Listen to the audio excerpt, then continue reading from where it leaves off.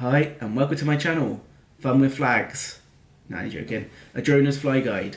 I'm Ben and I fly a DJI Mavic Pro and I have my commercial drone license from the CAA. The purpose of this channel is to identify cool places to fly your drone as a hobbyist and to offer you considerations to make your flight safe.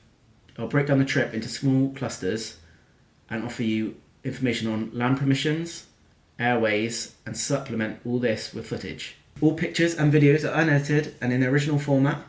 This trip will be via Scotland and a road drone trip. Let's begin.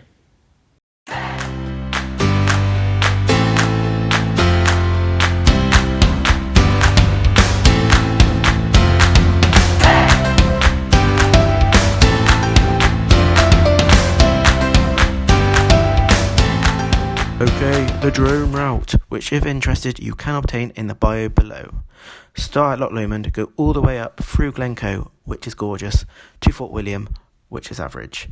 Go west from here, past the viaduct where Harry Potter train bridge is, before getting to the ferry to Skye, which, be warned, you need to book months in advance. You get to Skye, you go around Skye, you bloody love Skye, you leave Skye. Next stop, at the identified points on the map, which again you can obtain below until you get to Loch Ness. Now simples, from Loch Ness, go through to the Cairngorms before making your way to the east coast. Go down the coast and finish in Edinburgh. Oh yes, driving complete, let's drone. First stop, Loch Lomond, by far the easiest place to find information about. In regards to land permissions, I emailed Loch Lomond and the Trossachs National Park headquarters, email found below, to find out where and if I can drone. Apparently they only own 4% of the area, but the rest is controlled by local authorities, Forestry and Land Scotland or private landowners. Loch Lomond Park Authority confirmed that they allow flying of drones as a hobbyist, which is great news as long as you follow the CAA's guidelines and the Scottish Outdoor Access Code, which is linked below. So with this in mind, you can take off and land in these 16 locations.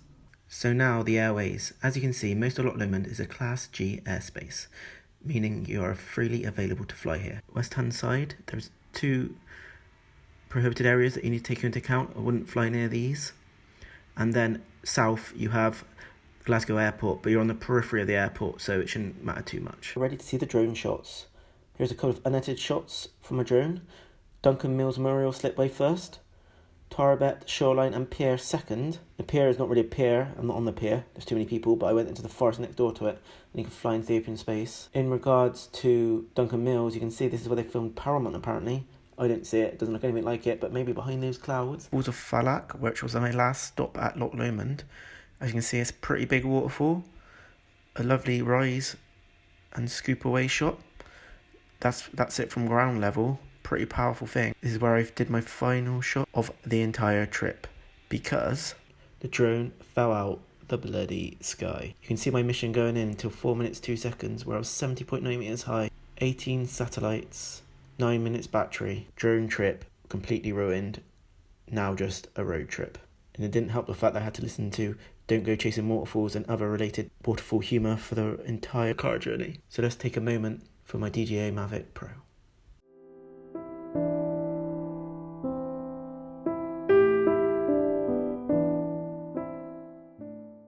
Part 2 of the trip was the Glencoe and Glenfinnan Viaduct. I contacted both the Nevis Range and the National Trust, neither have responded. So when it comes to actually getting permission to fly, I'm not entirely sure.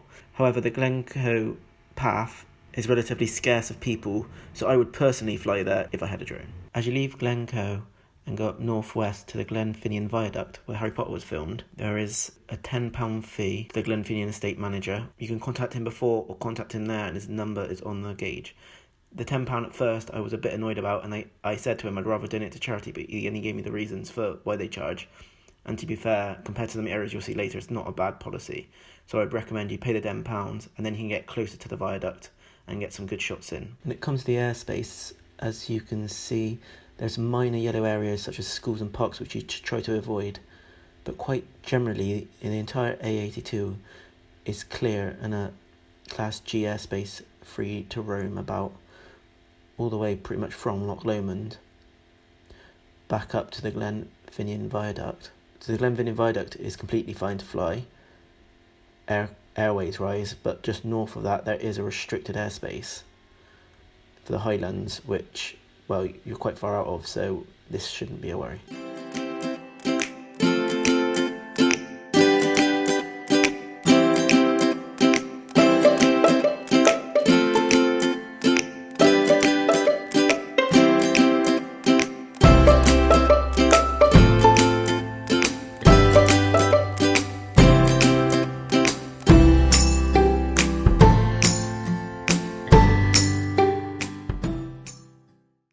Okay, we get to the Isle of Skye, which is my favourite area by far.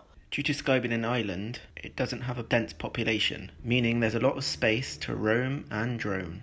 I contacted a few areas. The only one that responded was the ferry pools, which is managed by the Forestry and Land Gov. They responded to me saying, as a hobbyist, you are entitled to fly your drone on the National Forest Estate. You go, guys. Your access entitlement would allow you to access to the forest and any other user through the Scottish Outdoor Access Code. The drone code provides a basis for your drone to fly. However, as a hobbyist, we would not grant you official permission, but they wouldn't give us official permission. They said we couldn't, which means I would have flown here. Seems like a really good drone law, to be fair, that if you do it, you just got to follow the drone code and not do anything stupid. Again, go early or go late and try and miss the majority of the people, as it does get busy. And in relation to the rest of Skye, specifically around the A87 and the roads going around where populated destinations will be, I didn't find any reasons not to fly, but it'd be worth checking with people at the location if you can fly there.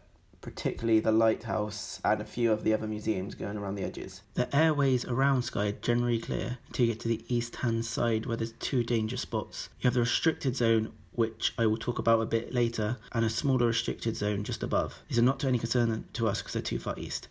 As I go around the Isle of Skye slowly, you can see that there's no areas of concern. Apart from museum really close, there may be schools, churches, parks that you may need to miss.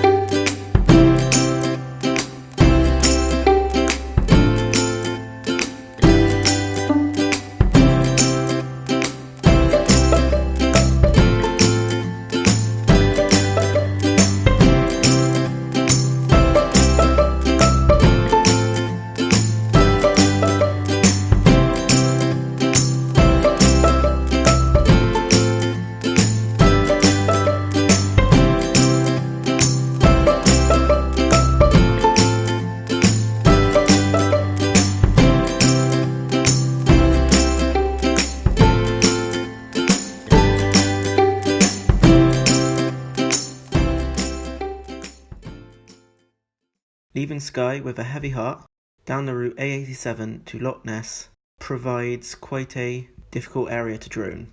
Firstly, Glenfinnan Castle, which I highly recommend droning, on the website says you cannot drone here. However, when I arrived, it just states that you cannot drone between 9 AM and 6 PM, and sometimes there's weddings and you can't drone on those evenings and mornings either. So if you get there early or late, there is a possibility that you could drone this absolutely splendid castle. Going further down the A87, it's a long stretch of road with vast amount of empty landscape. I think it's possible not to get permission and you could probably drone at these locations. All the way to Loch Ness. At Loch Ness, particularly on the east side of the lake, I wouldn't particularly contact land management as it's quite an empty area and some good places to drone. At Loch Ness Castle, they give specific instructions that you can't fly there. But won't worry, you want a very good castle. I would go on the other side and try and get shots from the lake. Righty, the airspace. This is what complicates the area quite a bit. As you can see, Dorney, or however you pronounce it, Castle, is in a restricted airspace, and this airspace stretches quite far down the A87 road, all the way till it splits go into Loch Ness. However, this restricted airspace, they only recommend you do not operate your drone here. If you do, please exercise extreme caution and abide by the CAA drone code, ensuring your drone remains within your line of sight at all times. So to summarise, they don't recommend it, but you can still drone here, and try and get there before the 9 AM curfew, or after the 6 PM curfew. I'm not entirely sure, but I think it's a military airspace. If anyone has any thoughts, let me know below. Getting to Loch Ness, you can see all up either side is Class G airspace, meaning you can drone all you want until just a bit north where you see Inverness Airport.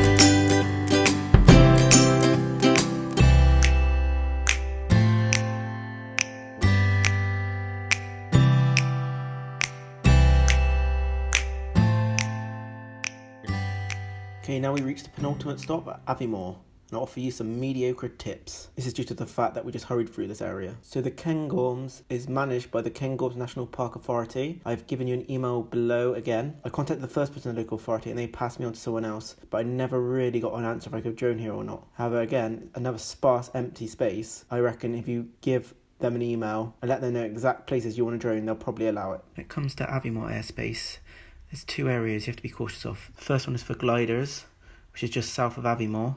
And if you scroll east, you'll find the second one right on the edge of it, which is also for gliders. These are the only two areas you need to be cautious of. I only took one picture here, and that's the top of the Cairngorms Mountains. But you should definitely feed the UK's only reindeer. It was brilliant. Okay, the last location cluster for my trip was the East Coast. Going down the coast, there's two places I would recommend.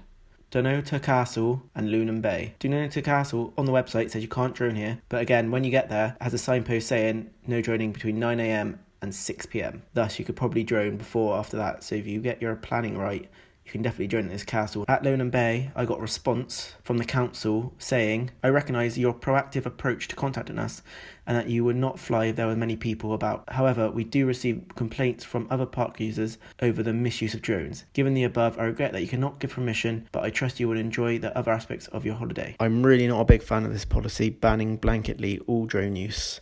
I think it just punishes people that actually follow the drone law. When it comes to the airspace above these 2 points, you can see that they're both Class G, meaning you can fly anywhere you want. And there's one aspect along the East Coast where you can't drone, and it wasn't a very exciting space anyway, so I wouldn't feel too bad.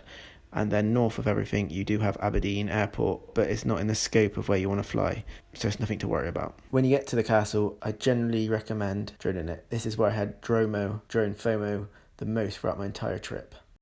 The beach was alright too. That wraps up the first episode of Jonah's Flight Guide. Hope it was insightful and you can incorporate some of the tips into your next Scotland flight. For my next video, let me know what I could add, what I could take away, or any misrepresentations I made to improve this channel in the future. Don't forget to download the Drone Scotland points below, which is in Google Map format. Drone safe.